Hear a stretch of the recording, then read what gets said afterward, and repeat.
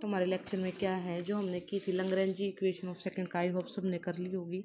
उसी के ऊपर बेस्ड हमारे 3-4 एग्जाम्पल दे रखे हैं। तो पहले 2 इंपॉर्टेंट एग्जाम्पल करवा रहे हैं जो पेपर में पूछे जाते हैं। ठीक है, सारे ही करवाऊंगी वैसे तो, लेकिन आज हम 2 एग्जाम्पल करेंगे।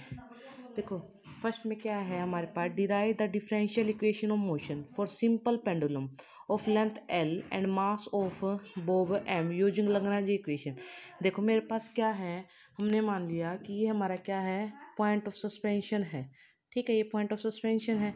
पहले वैसे हमारे पास क्या है, जो वो बोब है वो ऐसे थी, अब वो क्या करिए, टू एंड फ्रो मोशन करिए, ऐसे जा रही है। तो मैंने मान लिया कि वो यहाँ पे आ गई। ठीक है, यहाँ पे आ गई तो मैंने मान लिया पी पॉइंट पे आ गई। तो बोब का जो वेट होगा वो क्या होगा, mg होगा।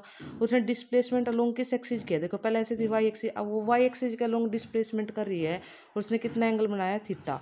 और मैंने मान लिया कि इसका यहाँ से डिस्टेंस क्या है, x है, और ये क्या है हमारा y है। ठीक है, तो देखो लेंथ ऑफ पेंडुलम क्या है हमारी, लेंथ ऑफ पेंडुलम है, यानी कि ये हमारी है जो पेंडुलम है, इसकी लेंथ है l। और जो ये जो हमने यहाँ पे ये बोब है, जो ये मास है, इसका जो मास है वो क्या है हमारा m है, अगर वेट पूछे तो mg है। और थीटा क्या है, एंगुलर डिस्प्लेसमेंट है, कहाँ से, OY से लेके OP तक, जहाँ पे हमारे पास गया है। ठीक है, वो मूव करके। तो कह रहा है दिस डायनेमिकल सिस्टम कंसिस्ट, इसके अंदर कितने पार्टिकल है, एक ही पार्टिकल, और जर्नलाइज कोऑर्डिनेट भी क्या है, एक है। ठीक है, तो हमारा जर्नलाइज कोऑर्डिनेट कैसे निकालते थे, पता ही होगा आपको।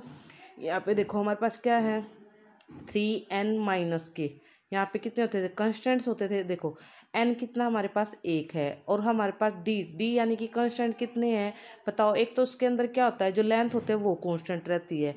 ठीक है, और सेकंड हमारे पास क्या थी बताओ, सेकंड हमारे पास क्या थी, एक तो हमारे पास लेंथ कांस्टेंट रहती है, और एक ये हमारे पास क्या करती है, ये टू एंड फ्रो मोशन करती है।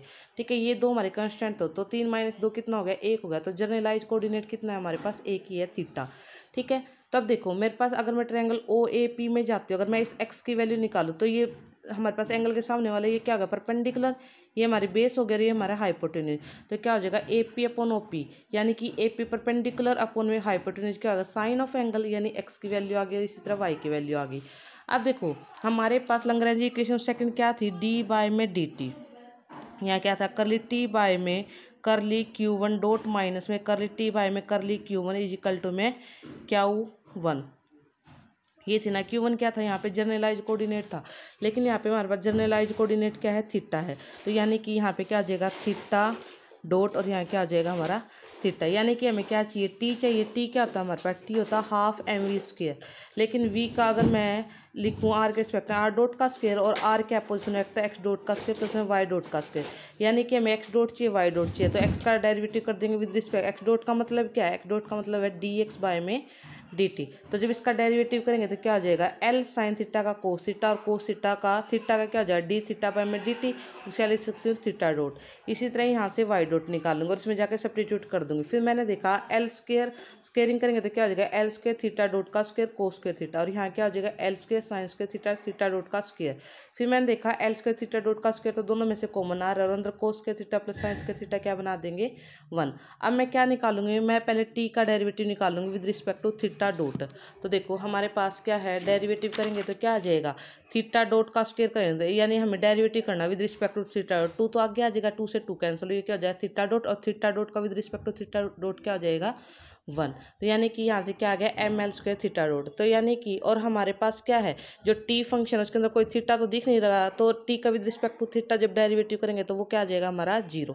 तो यानी कि देखो t/ में थीटा डॉट, तो आपके पास ये आ गया ये 0 आ गया, और ये हमारे पास क्या आ गया, क्या ऑफ थीटा है। क्या 1 लिखते थे जब जर्नलाइज Q1 होता था, अगर हमारे पास जर्नलाइज थीटा तो क्या आ जाएगा, Q थीटा। अब देखो Q थीटा क्या हमारा जर्नलाइज फोर्स है। अब देखो हमें इसको कैसे निकालते थे, डेल्टा ए किसके कारण होता था, एलिमेंट्री वर्क होता था हमारे पास जर्नलाइज फोर्स की वजह से। वो क्या होता है, फोर्स इंटू में डिस्प्लेसमेंट। अब देखो फोर्स हमने कितना लगाया, उस बॉडी को डिस्प्लेस, उस बॉब को यहाँ से डिस्प्लेस करवाने के लिए जितना उसका वेट है, यानी कि mg। ठीक है, मास इंटू में एफ किसके को लगा, उसके वेट के को लगा, और वेट कितना था, mg था। और डिस्प्लेसमेंट अलोंग किसके हुई है, y एक्सिस के अलोंग डिस्प्लेसमेंट, तो यहाँ क्या आ जाएगा, डेल्टा y।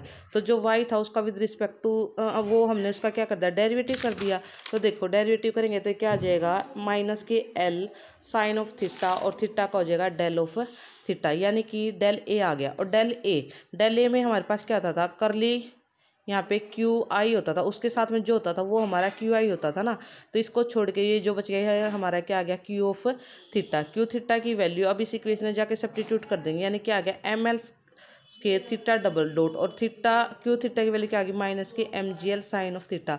अगर किसी बच्चे को ये समझ में ना आए तो सबसे पहले आपको ना Lagrange equation of second kind पढ़ के आनी पड़ेगी भाई। तो पहले आप उस आर्टिकल को करेंगे, देन ये क्वेश्चन करोगे। उसके बाद हमने क्या किया, एम एल स्केयर से दोनों तरफ डिवाइड कर दिया, तो यहाँ तो 1 बचेगा, यानी थीटा डबल डैश, और यहाँ पे ये चीज़ इधर आके प्लस की बन जाएगा, और जब इसके एम एल स्केयर करेंगे, एम से एम कैंसिल, लेकिन एक एल तो बचेगा डिवाइड में। तो ये था हमारे पास Lagrange equation of motion for a simple pendulum. अब हम डबल पेंडुलम का करेंगे, जो बहुत ज़्यादा इंपॉर्टेंट है, 1 से 2 बार आप करके देख लेना, आपको आ जाएगा समझ में। यही सेम आर्टिकल आगे हम ना एक पोटेंशियल एनर्जी का और यूज करेंगे काइनेटिक एनर्जी के साथ, यही सेम आर्टिकल फिर हम वहाँ पे भी करेंगे। तो बच्चे ये ध्यान से कर लेना, क्योंकि वहाँ पे सिर्फ एक एक्स्ट्रा चीज़ निकालने सीखेंगे, पोटेंशियल एनर्जी, और बाकी चीज़ें सेम रहेंगी आपकी। ठीक है, कोई भी डाउट हो तो आप मुझे बता देना, मैं आपको दोबारा बता दूँगी।